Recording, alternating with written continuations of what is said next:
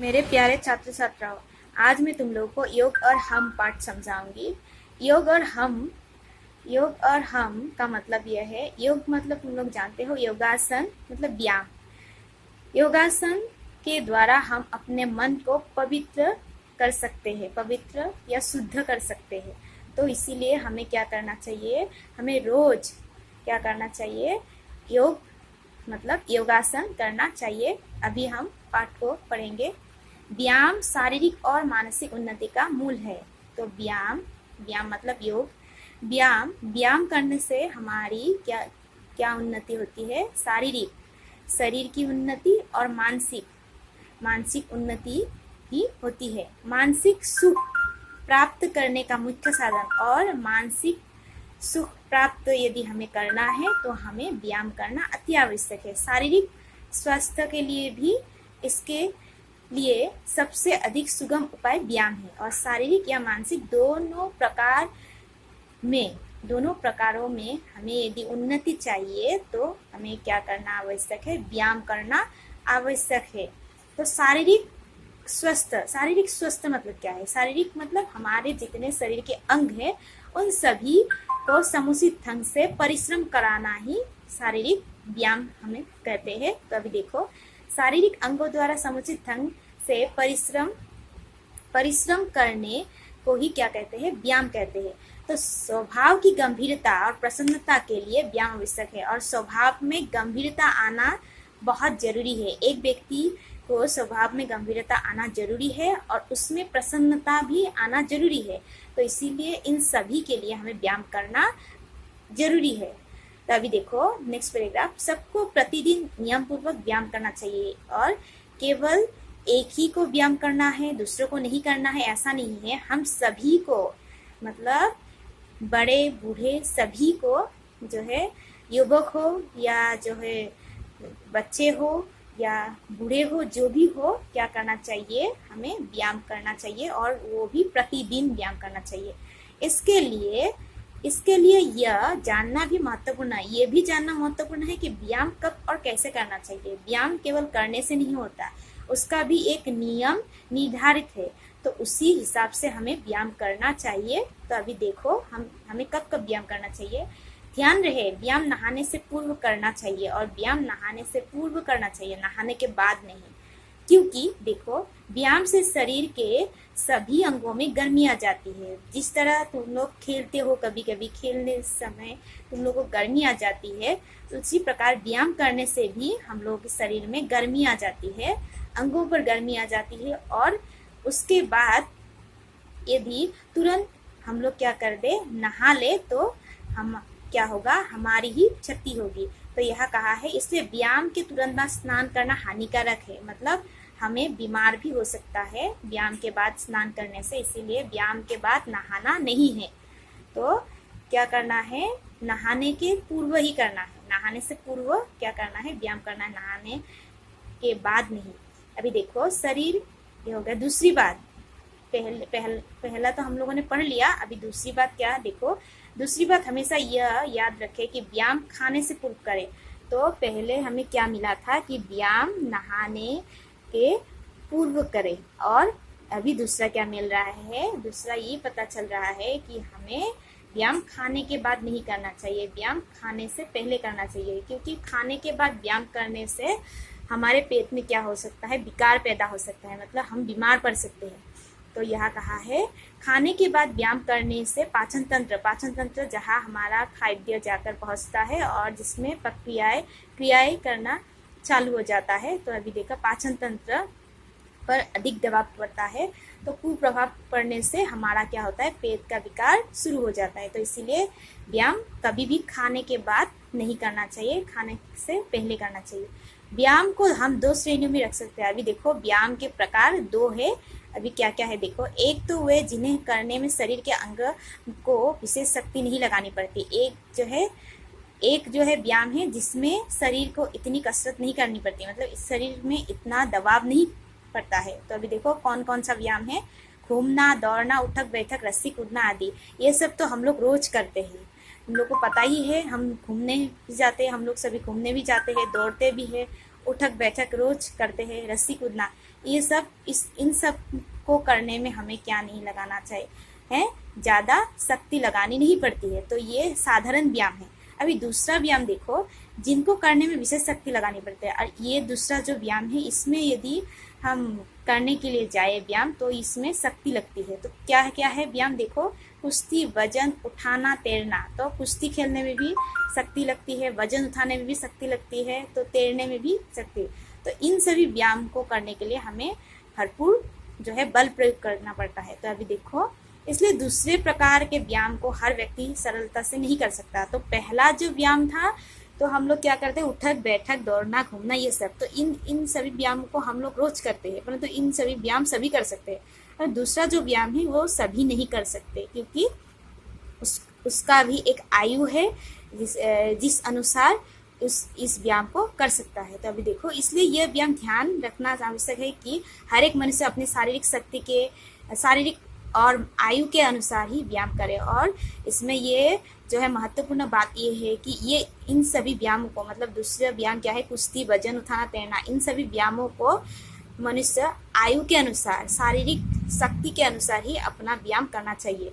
अभी देखो, भारत में प्राचीन समय में योगासन करने की प्रथा थी, और भारत में ये जो व्यायाम करने की जो प्रथा है, योगासन करने की जो प्रथा है, वो पहले से ही चली आ रही थी।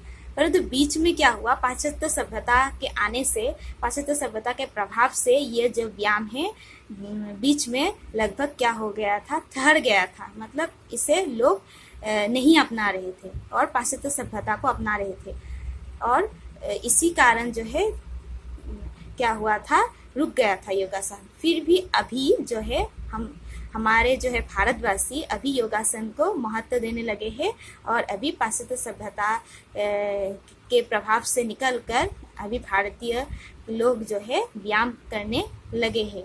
तो ये भी यही कहा है यहाँ, बालक, वृद्ध, युवा, स्त्री, पुरुष सभी योगासन करते थे और अमूल्य स्वास्थ्य प्राप्त करते थे। पाश्चात्य सभ्यता के बढ़ते प्रभाव के कारण, पाश्चात्य सभ्यता के आने के कारण कुछ हद तक क्या हुआ था, योगासन बंद हो गया था। परंतु अब जो है लोग इसे समझने लगे हैं, और लेकिन अब फिर लोग अपनी भारतीयता की धरोहर को पहचानने लगे हैं और व्यायाम करने लगे हैं। अभी देखो नेक्स्ट पेज, बाल्यकाल। अभी व्यायाम कब से करना चाहिए, बाल्यकाल से ही जो बालक बालिका योगाभ्यास नियमित रूप से करते हैं, उनमें केवल तेज जीवन शक्ति, कार्य क्षमता का संसार होता है, बल्कि व्यक्तित्व का बहुमुखी विकास भी होता है। यह क्या कहा गया है, यदि जो है एक लड़का या लड़की जो है बचपन से ही क्या करता है, व्यायाम या योगासन करता है नियमित रूप से, तो उसका क्या विकास होता है, केवल क्या नहीं होता उनमें, ना केवल तेज गति जो है, शरीर पर तेज गति और जीवन शक्ति, कार्य क्षमता, काम करने की क्षमता जो है बढ़ जाएगी, और क्या करता है, संचार होता है, और व्यक्तित्व सहमुखी, मतलब व्यक्तित्व अच्छा होता है उस लड़का या लड़की का। तो इसीलिए बचपन से ही क्या करना चाहिए, व्यायाम रोज करना चाहिए। अभी देखो, योगासन में से कुछ लाभकारी आसन, अभी आसनों का यहाँ उल्लेख किया गया है, नाम दिया गया है, इसमें जो है विचार परामर्श दिया गया है, किस आसन को किया जाता है। यहाँ देखो, यहाँ 3 आसनों के बारे में कहा है, एक पद्मासन, वज्रासन और शवासन। अभी देखो, योगासन के प्रकार यहाँ 3 दिया है जो लाभकारी है हम सभी के लिए। तो पद्मासन कैसे किया जाता है, भूमि पर बैठकर, और सबसे पहले बाएं पैर को मोड़कर एड़ी को नाभि के पास लगाते हैं। ये देखो, पहला जो तस्वीर दिखाया गया है, इस तस्वीर में कैसे कर रहे हैं, ये पद्मासन जो है जो व्यक्ति कर रहे हैं, तो उसी तरह कर रहे हैं। तो दाएं पैर को एड़ी को भी उसी प्रकार नाभि पास लगा लेते हैं, और नाभि को दोनों एड़ियों के बीच में आ जाती है।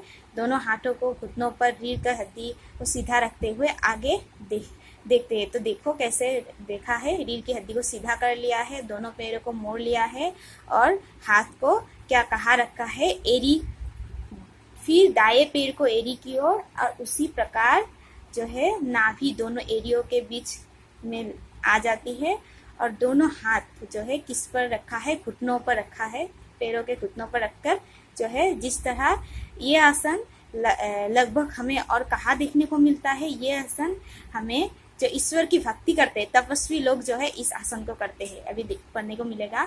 इस आसन से पैर, हाथ, रीढ़ की हड्डी स्वस्थ सबल रहती है और पाचन तंत्र शक्ति बढ़ जाती है, मतलब खाने की जो इच्छा है वो और भी प्रबल हो जाती है इस आसन से। पद्मासन करने से खाने की जो प्रबल इच्छा है और भी बढ़ जाती है। और इस आसन को जो है तपस्वी लोग भी करते हैं, जो ईश्वर भक्ति के लिए, ईश्वर को पाने के लिए करते हैं। इसे कमलासन भी कहते हैं। अभी देखो वज्रासन। वज्रासन ये जो है दूसरी तस्वीर देखो, इस तस्वीर को में दिखाया गया है वज्रासन कैसे किया जाता है। घुटनों के बल पर भूमि पर बैठकर दोनों पैरों को पंजों को उलट कर मोड़ लेते हैं। देखा कैसे मोड़ा है दोनों पैरों को। उसके बाद दोनों पैरों पर बैठ जाते हैं और दोनों पैर पर बैठ जाते हैं। अब दोनों हाथों को घुटनों पर रखकर रीढ़ की हड्डी सीधा करते हुए सामने देखते हैं, और सामने देखते हैं ऐसे देख रहे हैं। इस आसन से शरीर सुदृढ़ होता है और इस आसन से शरीर जो है सुदृढ़, शरीर जो है और भी अच्छा हो जाता है, अभी देखा है। और भोजन के बाद ये जो है पाचन शक्ति बढ़ जाती है। इससे भी क्या होता है, खाने का मन और भी ज्यादा बढ़ जाता है। तो एकमात्र ऐसा आसन है जो भोजन के बाद किया जाता है। यही आसन क्या किया जाता है, भोजन करने के बाद किया जाता है ये आसन। अभी तीसरा आसन जो है, तीसरा आसन है शवासन। तो शवासन कैसे किया जाता है देखो, भूमि पर पीठ के बल लेते हुए दोनों पैरों को आपस में मिलाकर हाथों को इस प्रकार रखते हैं कि हथेलियां ऊपर की ओर रहे। इसके बाद संपूर्ण शरीर के अंगों एवं मन को एकदम ढीला छोड़ देता है। तो अभी देखो कैसे जो है शरीर को पूरा मिट्टी पर, यहाँ जो है एक व्यक्ति जो है पूरा सो गए हैं, और देखो किस तरह पैरों और हाथों को जो है पूरा दिखाया है। यहाँ देखो हथेलियां ऊपर की ओर रहे, और हथेलियां ऊपर की ओर रहना चाहिए।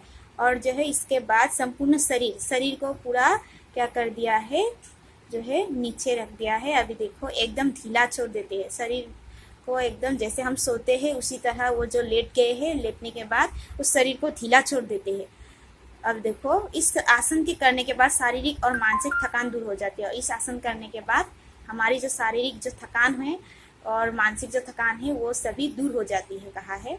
यह आसन तो योगाभ्यास के नमूने मात्र है। ये सभी आसन तो एक क्या है, केवल दिखाने के लिए दिया है, परंतु ऐसे और आसन भी है। तो यह कहा है योगासनों का भंडार है, और भी आसन ऐसे कई है, सारे हैं, तो जिससे हमारी शरीर रूपी मशीन को ज्यादा सुचारू रूप से कार्यान्वित रह सकते। और इन सभी आसनों को हमें किस लिए करना चाहिए, क्योंकि हमारा शरीर अच्छा रहे और मानसिक जो है प्रगति होती रहे, और मानसिक जो है बल हम मिलता रहे। व्यायाम ही स्वस्थ जीवन का रहस्य है, और व्यायाम करने से ही हम क्या हो सकते हैं, स्वस्थ बन सकते हैं और स्वस्थ रह सकते हैं। तो जो व्यक्ति बाल्यकाल से व्यायाम करने की आदत डाल लेता है तो जीवन भर तन मन से स्वस्थ रहता है। जो भी व्यायाम करता रहता है बचपन से बड़े होने तक, उन सभी का तन और मन, शारीरिक और मानसिक जो है, उन लोगों का अच्छा रहता है और सदैव जो है काम करने